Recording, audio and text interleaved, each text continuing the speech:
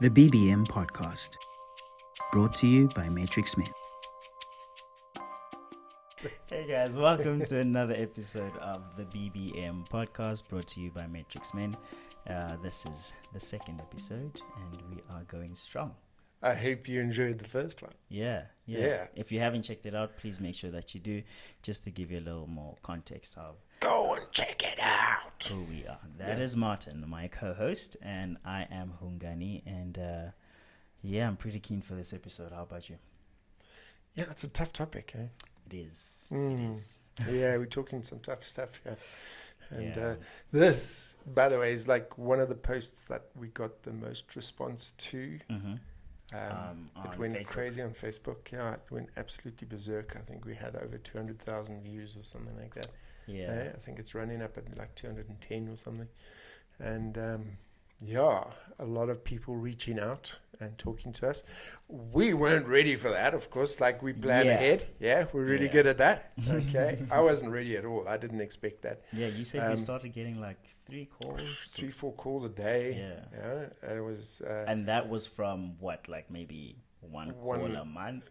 A month, if you're lucky. You're lucky, yeah. No, it was or less. Yeah. And suddenly I was like, and it was in lockdown.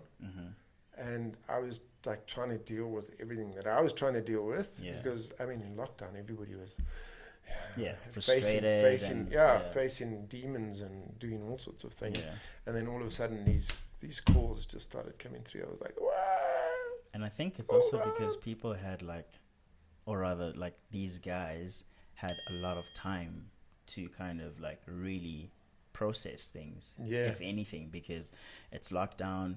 I think we were still at like stage 5 then, which meant like everything was closed. Everything was just gone down to level 4. Just 5 and then down to 4. And like you're still at home. If you're working from home. So like a lot of time to really like, I really resonate with this thing, and I don't like how it feels, and actually let me just try and reach out. And you're also locked up with somebody that knows how to push your buttons. So it was triggering guys. For I can sure. imagine.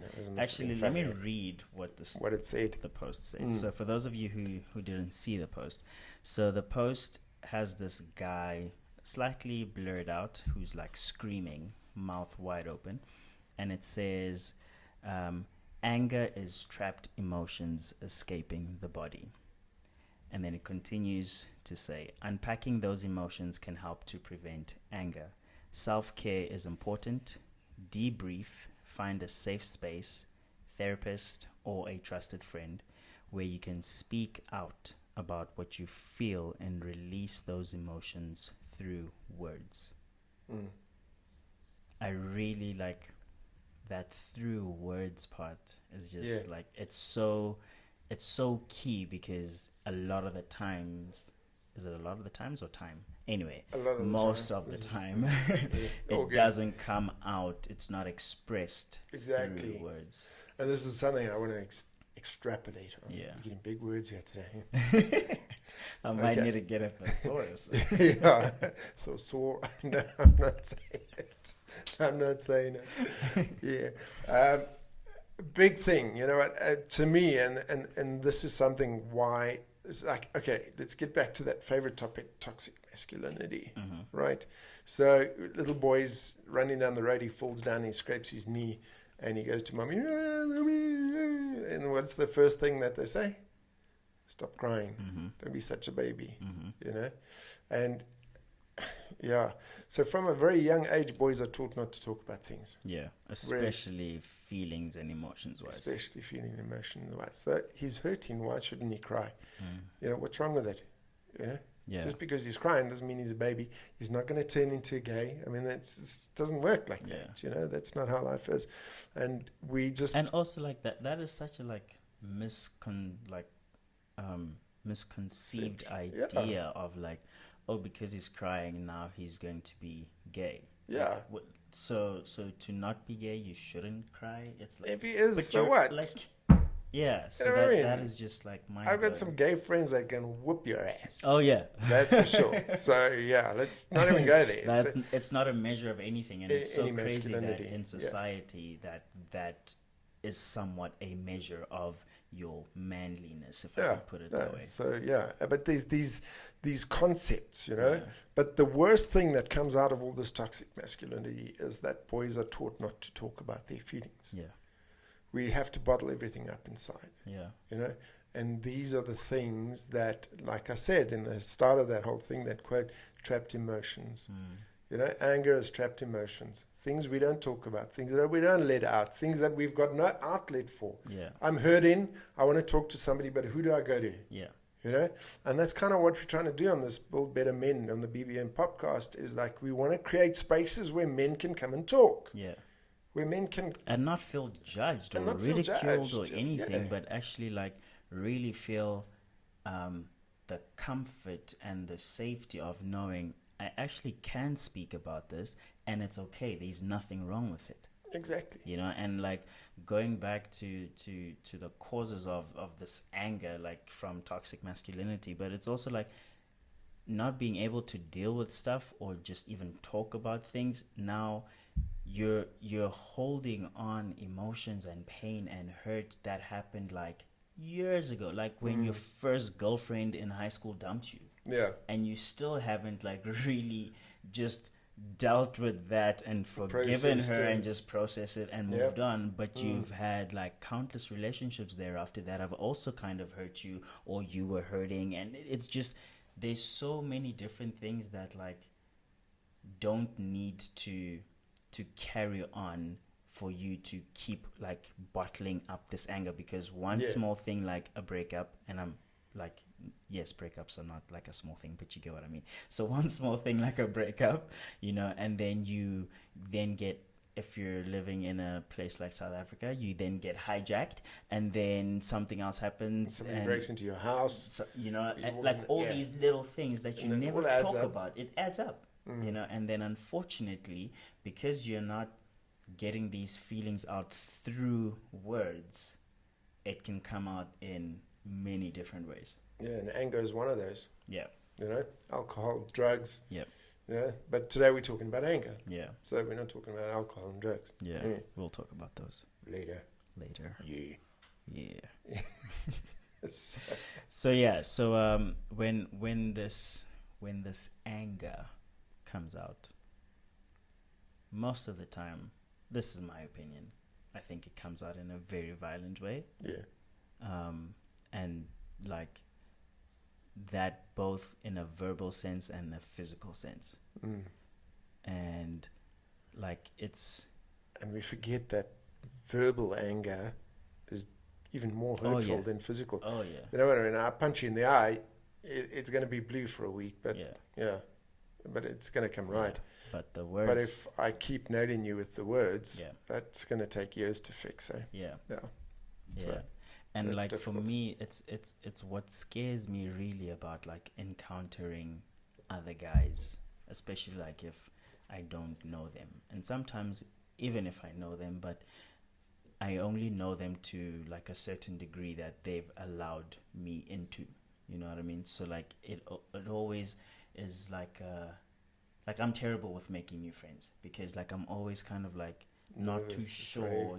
Because I'm like, because we don't really talk about these things even in our friend groups, and like I try sometimes, you know, to bring up these topics, but like so it just makes me wonder like what if you are put in like a position that then pops your cap if you are holding stuff in, you know? Maybe you're not, and it's just my assumption based on us not talking about things, you know. Maybe you have another friend that you talk to about this, which is fantastic, that's great, you know, but those are the thoughts that happen in my mind, which are also obviously part and parcel of my own things that I need to deal with, or rather that I'm still dealing with. So it's almost like I tiptoe wanting to make sure like it's safe to become your friend. You know what I mean? Yeah. So that like I'm not fully in, and then something happens and this whole explosion goes all over my face, and I'm just it makes me very cautious, if I could put it that way. No.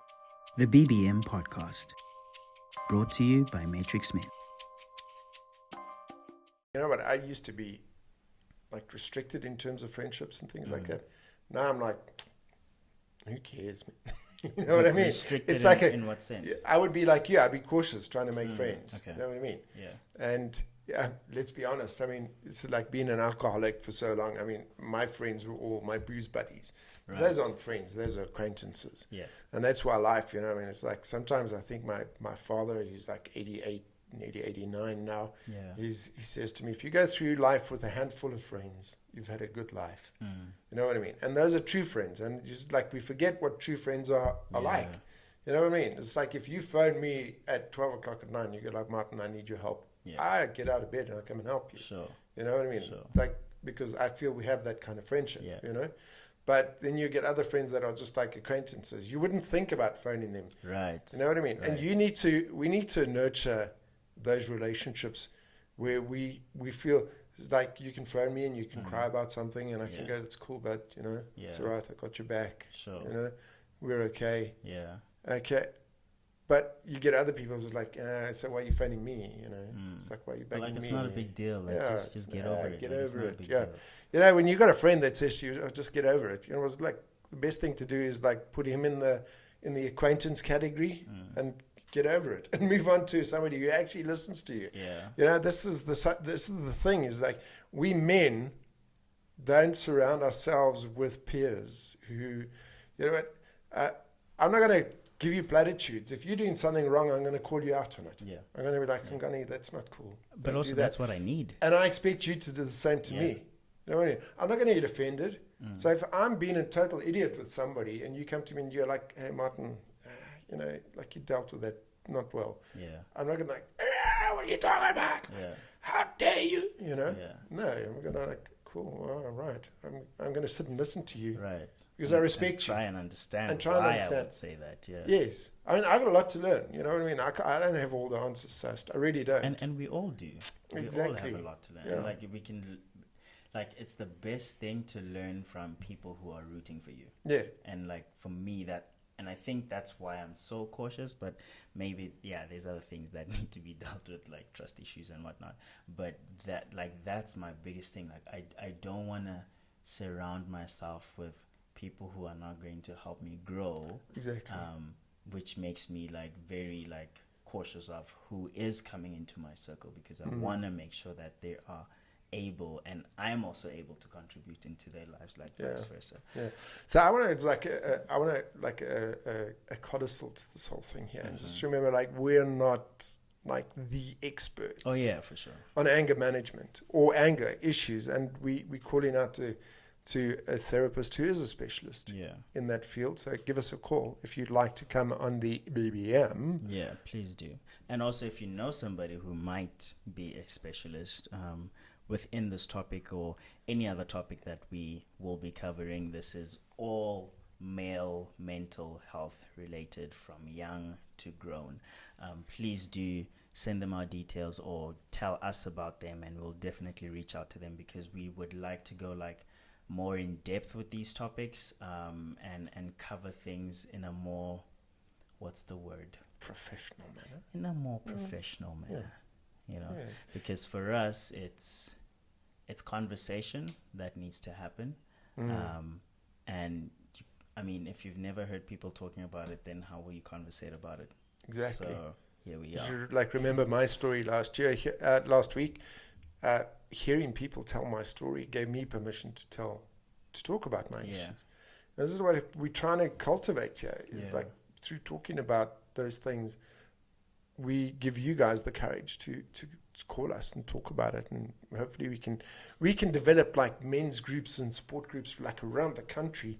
We're just like, okay, we're having a Matrix meeting on Thursday night in Bloemfontein, you know what I mean? And like 100 guys go there, and they just like get into little groups and they just talk about, you know what, there's no race issues, no, you know what, we don't have a cynical going on, you know what I mean? We've got like farmers and laborers all together, like telling their stories. That would be interesting. Wouldn't that be cool? Hey? Yeah, imagine if we actually took the time to listen to each other and understand each other, how we could change this country. And the world at large. And the world, So what would you say, like talking just off the bat now about like the support groups and stuff, would you say that is one of the ways one can deal with bottled up emotion and feelings. For sure. Yeah. You know what? I'm saddened because it's like, I think you and I, we're both believers, right? We're Christian and we go to church. And I just find like a general lack of men supporting men. Mm-hmm. And I was just going like, wow, you know, in the church, that should be like the first place where we're doing this. Yeah. We should really be supporting one another. Yeah. But you try and start up a good men's group in a church, and there's like, we'll get together and we talk about how to succeed, and we'll get together and we'll talk about like business and network, and you know. But I remember I was I was invited to talk to a church group about pornography. Yeah. They'll never invite me back again. I was just about to say, how did that go? It's like when you open up and you go like, well, 70% of you are addicted to porn. Dun, dun, Like, dun. dun, dun, dun. I know what you're doing when you're going home. Get this man off the stage, please. Yeah, Who please. Invited him? Yeah, even the pastor's like, yo. Bad idea. Bad I shouldn't idea. have invited this guy. Who brought him in here? It's like, but we got to talk about these things, guys. And like, it wouldn't have been that kind of experience if it wasn't true. If it wasn't true, yes. You see, and that's the thing. Like, Yes. it's these things that, or these facts that are true. They are facts. They are what they are. Yes. But we can't accept them. Yeah. We can't really look ourselves in the mirror and say, okay, I am a statistic within these multiple categories. Yeah. You know. Yeah. Sheesh. We digress though. Let's get back to the anger thing. Dealing with the anger. So in a support group format, like I'm just trying to like, because I've never participated in a support group. Like I've done private sessions, right? So how, like, for someone who already doesn't talk about their feelings, their emotions, this anger that they you know, in a support group format, how would that be for someone who's never, like, if we're trying to encourage someone to come to, you know, to our groups, like how would, to try and ease their mind, I guess, you know? Well, it's pretty easy. You know, you can attend a support group and you don't have to say a thing. Okay. You don't. We're So not like going to that whole, pressurize like, you speaking into around. Yeah, Okay. you know what I mean. And if we do, it's like, so how are you feeling? That's what we generally do. How are you feeling? How was your week? No, it was good. It was bad. You say as little as much as you want to. Okay. You know. Okay. Is that it? Yeah. Cool. Next. How are you feeling? How are you feeling? How are you feeling? And then we go around. And the big thing about support groups is not so much that it gives you a place to speak. It's a place where you can listen. That's the most important thing. Okay. And you gain from the other people that are there. And you gain this, you see the similarities. So like you sit in there and somebody will tell you a story, for instance, and you go like, sounds like what's me. happening to me? Yeah. Oh, I feel like that. Okay, that's how I react. Yeah. You know, and you just listen, and that's a big, it's just creating that safe space where you know that whatever you say there. I heard the best things said in one of my early support groups, and I'm talking like 9 years ago. A guy came in there and he says, it's the one place where I can come once a week and I can say the weirdest thing, and I know somebody will understand exactly. He says, it's the one place where I can feel normal. Once a week, I can just be normal. I can be me. Wow. You know? And this, and we're talking about guys that have suffered sexual abuse. So I mean, weird stuff goes on in our heads. You know what I mean? You know, I mean, when you've been introduced to sex from like 5 years old, your brain don't think normal. You know, I mean, you don't think about things. The BBM Podcast, brought to you by Matrixmen. It's like I always say. I mean, like I used to see, I couldn't talk to a woman. Right.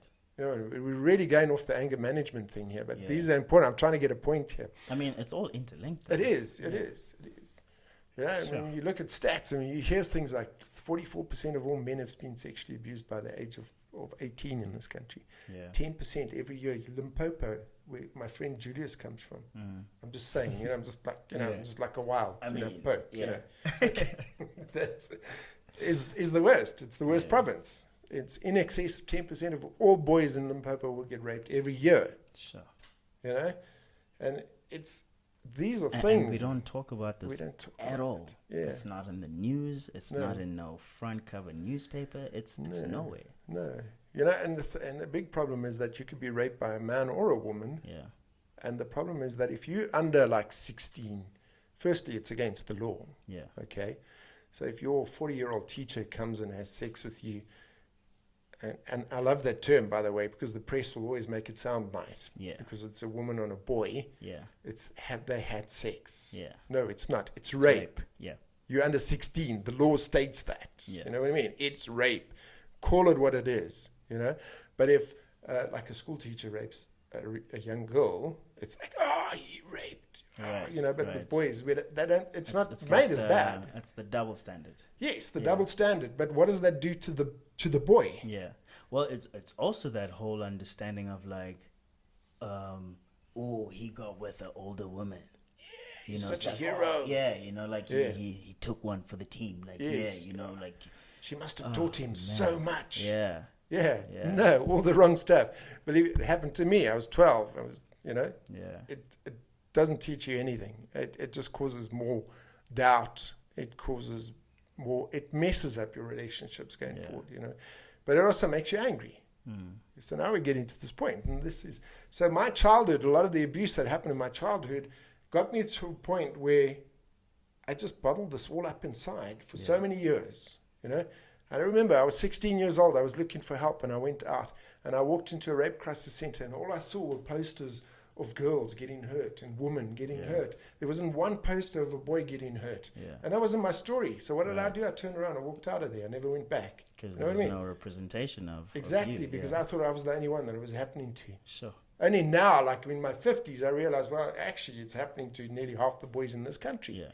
Which is half the men in this country. Half the men. We're going to grow up at some point. Yeah. And the funny thing is, when we do grow up angry, then they all get angry with us. Oh, what's that? You men, you're all trash. You know. Yeah. You know, but why didn't you help me when I was a kid? Sure. You know, that was my plea. Why didn't you help me as a child? Yeah. Then I wouldn't have grown up to be an addict, porn addict, sex addict, you know, an alcoholic. And I think a lot of the time, like when we talk about this, like as Matrixmen, like it somehow is taken as if it's a justification of what's happening in terms of like the gender-based violence and all that kind of stuff when we look at what's happening in our country.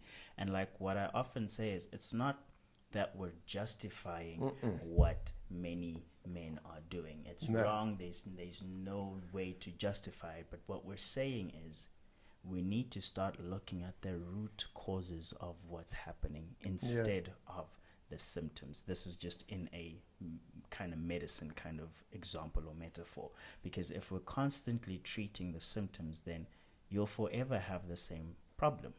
It will come up once you've run out of medication or whatever the case is, or when the seasons change. But once you deal with the root, which if we're talking about gender-based violence and how men are looked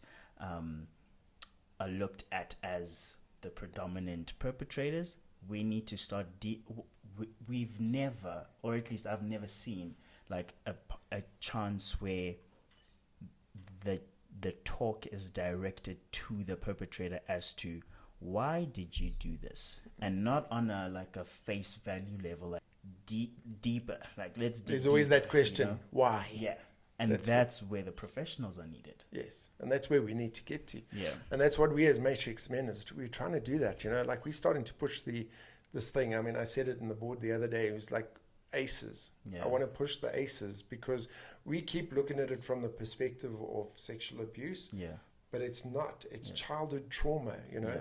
So we'll go through the ACEs, and you'll see I keep bringing this up, and I want guys to take this test. I tell you now something that I've done 450 of these questionnaires now, and the average in this country is 4.75. And they reckon that anything over 3 has lasting damage, mental, emotional, physical. It affects everything. It affects your mind. It affects your physical health, your mental health, your... And I mean, you see, like, that's just 450 people, or rather 450 men. So when we then look at what's happening in our country, and with that kind of average amongst 450 men, and the, I guess, correlation with what's happening in our country, like, you get to kind of understand why what's happening is happening. Yes. You know, and I think that's also part and parcel of why we get so frustrated when we're trying to get help in terms of, like, as an organization to push what we're doing, and we get what's the opposite of, like, when, you know, people help you out? People push us back. Yeah, when we get the pushback. Yes. You know, it's like, but, like, you're not understanding what we're trying to do. Yes. Like, it's to help everybody. Everybody, You know, it's not You know, just, this thing is, yeah. it's this thing, and I keep going. I mean, I've been involved in the rape crisis sector for 10, 11 years now. Yeah. Right? So when I go in and I talk about these things, like you say, I must stop talking about, because I come across like I hate women. I don't hate women. Yeah. I'm actually trying to save women. You know what I mean? It's through fixing the boys who were victims of abuse, and I'm not saying sexual abuse, I'm saying like abuse. You know what? Neglect, beaten up at home. You watched your father beat your mother, or you watched some boyfriend come into your house, beat your mother up. Okay, you've watched this stuff, and you felt powerless about it. Okay, went to bed hungry. How many kids go to bed hungry in this country? Yeah. You know what I mean? How many kids don't know where their next meal is coming from? Or don't know who their father is. Don't know who their father is. Yeah. 62% fatherlessness in this country. You know, and these things are why we are such an angry, violent nation. You know, Amongst other things. Amongst other things, yeah. But we got so many of these issues, and because of, you know, I mean, I went to, I relate the story. I went to the Workers' Museum with a great friend of mine, Olafile. And we went through the pictures, and they told us the story of what happened in the Workers' Museum. It's an amazing place. It's free. Go there, have a look at it. It's incredible. It's just close to Saibono, in the bottom end of Joburg, right?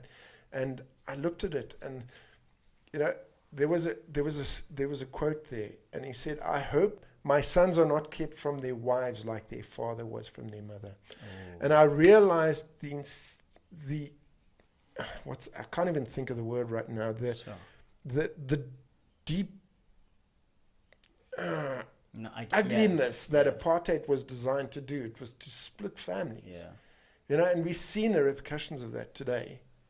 All right, and we've got all these kids that are being raised up, and then you get these guys that were like being ripped away from their families, and then they're going off, and then because he's away from his wife for so long, he then starts another family. Now he's embarrassed, so now it ignores that family and that family in case he's caught out, and it's just this huge cycle that just keeps going, you know. Yeah. The BBM Podcast, brought to you by Matrixmen. You know what I'm seeing a lot with kids nowadays? Cutting. Yeah. You know, we go like anger is it's an outlet. You know, kids are like cutting. Yeah. To express pain. Yeah. It's that release of it's like there's this. I mean, this could just be my own kind of thought process on it, but because I once tried it and then I very quickly stopped. Yeah, I'm too much of a wuss for that. Yeah, like I realized actually you need a lot of courage to do that. Yeah. And also, like, for me mentally it was a thing of like, if I can feel this pain, then that means there's something stronger than what I'm feeling inside. But I just didn't have the courage to continuously keep going for that, just because I'm too scared for that. But I think it's that understanding of like, or rather that thinking of, if I can feel this, then I'm alive. Yes. You know, and there's still something that hurts me more than what I'm feeling inside, which is really sad. Yeah. Yeah. But also, I mean, I counseled a young guy one day, and he's got like tattoos everywhere, and piercings everywhere. Yeah. And I was like, so just a matter of interest. He says, no, he gets off on pain. So he says, getting a tattoo is better than cutting. Right. All right. He says, but then he discovered piercings. Ooh. So you guys like, you know, when you get a tattoo, it's like 2 days and it's it's done. So whilst you're getting it, the pain of getting the tattoo is okay, it's there, and it releases endorphins. It does. Right. I mean, it's all goes back to brain chemicals. So it releases endorphins, makes you feel better, but for that period of time when you're feeling the pain, right? Which is very short-lived. It's very short-lived. Once you had the tattoo, it heals a little bit. That's it. Yeah. So what he would do is like the scars, he would like pick the, scratch the scars, the scabs. Yeah. So it would prolong the pain. But then he discovered this thing like piercings. And he was like, you know what? When I get a piercing and I play with it and I re-injure it, he says I can make one piercing last like 3 months. Sure. You see? So it's all, and, and why? Because of what happened to this kid and nobody to talk to. Yeah. You know what I mean? And I know from my life, when I'm going through, like, it's like I had to lead this double life. Yeah. Because I didn't want anybody to know what was happening to me. Oh, yeah. Because it was so shameful. Yeah. They're going to come back. And I mean, things have changed a little bit. These days, being that gay is not as bad as it was in my day. Mm-hmm. Being gay. I mean, it's like, there was like morphine, and the words that we don't say. The words that we don't say, but I'm just using the two illustration point, right? Sure. And it was like a big shameful thing. So if people had found out what had happening to me, he's getting raped, so he's a morphine, Right. So you fear that sort of thing. So you start leading this double life, and you learn to hide things instead of having an outlet or a place where you can go and talk about it. Yeah. And we need to develop those spaces. We keep saying this, So it's the same with anger. I mean, and a lot of it as well. I'm just thinking of a kid who watches some guy beating up his mother, or if even worse, his father beating up his mother. Yeah. The first thing he's going to think, well, that's normal behavior, right? So I can do the same, all right? But when he gets told that it's wrong, then a new thing kicks in where he starts thinking, well, I'm going to be just like my father. Yeah. For me, it was when my daughter was born, it was like everybody told me that because you were a victim, you're going to be an abuser. And I kept having this thing that told me that I was going to hurt my daughter. Yeah. Was that like a conscious or subconscious fear? No, it was always a conscious fear. Okay. Yeah, it became, and that's why I started drinking even more when she was born, because like this fear of having this baby lying there and I'm changing her nappy or I'm bathing her, and I keep joking with people and saying like it's not much of a joke. It was actually very serious. I had a devil on this shoulder and an angel on this shoulder. Yeah. So the devil would say, "You're going to hurt her," and the angel would say, "No, you're not. You love her. You're going to hurt her."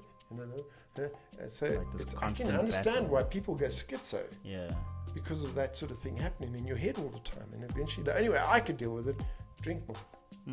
So when I came home from work, instead of pouring a tot, I'll pour a glass.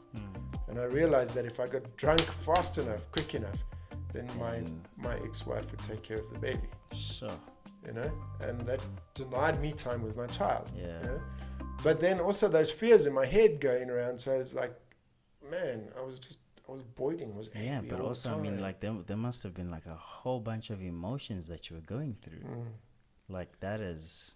Yeah. Sheesh, and no way to talk about it, Yeah. So you bottle us all up inside, and they just like erupt. And I mean, you could go into my old house and you was like walk down, and there was then a cupboard door. There wasn't a door in the passage or anything that just didn't have fist holes through it. Wow. I mean, it was just like, how many times I broke my hand like punching walls, and that was the anger. I never raised my hand to my daughter or my ex. Yeah. Never do that. I mean, I was just raised. You don't hit anybody, let alone a woman. But like doors were a free game, eh?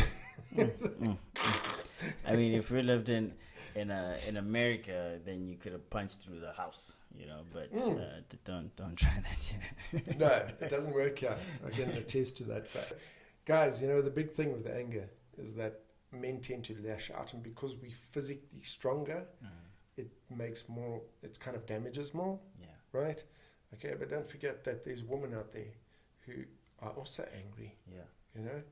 So I kind of, although we focus on men, remember, if you're in a relationship where somebody's constantly shouting and screaming at you, then they got the issue. Yeah. Not you. Yeah. We all are the same, man. You cut me, I bleed just like you bleed. Exactly. And I hurt just like you hurt. Yeah. So regardless of the fact that we particularly focus on men, we're all the same in terms of how we hurt and emotionally, physically, all of that. It's just we're focusing on men because no one really is focusing on men. You know, and we need that. And if there are other organizations that are focusing on men, please let us know, because we'd like to get in touch with them and just find ways in which we can work together to spread more awareness, to get more guys, more boys, more men just healed, because ultimately that will help a lot. The BBM Podcast, brought to you by Matrixmen. Hey guys, thank you once again for tuning in to the BBM Podcast, brought to you by Matrixmen. If you enjoy our content, if you like what we're doing, please make sure that you give us a thumbs up on our social media platforms, even on this video if you're watching on YouTube, and definitely on the podcast if you're listening. And make sure that you share it with your friends and your family. You never know who might need this. And of course, subscribe to our channels, so that you don't miss an update. But also please comment, so that we can engage with you guys and let's conversate. And just kind of create more conversation around what we're talking about. We really, really appreciate you all. And until next time, this is the BBM Podcast, brought to you by Matrixmen. I really like saying that. Cheers, guys. The BBM Podcast, brought to you by Matrixmen.